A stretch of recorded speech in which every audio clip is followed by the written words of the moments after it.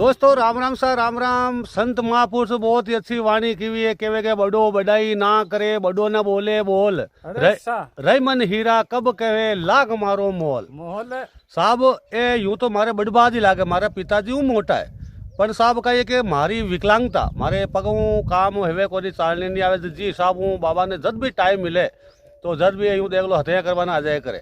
तो आज भी हत्या करवाना आया, करीबन 1 घंटो 1.5 घंटो रुकिया है, चाय पानी पीवी यहाँ और अबे पाचा रवाना एरिया है जी। बात है साहब मैं क्यों एक छोटो सो वीडियो बना दिया। हाँ बाबा थाका मन की बात बताओ एक आधी कोई। મને તો કાંઈ નહીં ઉપજે બહાર। अबार कौन उपजे साहब, एक बार थोड़ा कहिए कि नींद में उठे है, चाय पानी पिए और अब घर जाए और पत उबर दीज रहे और एक आध वीडियो आप तक वो शेयर करा। राम राम सा।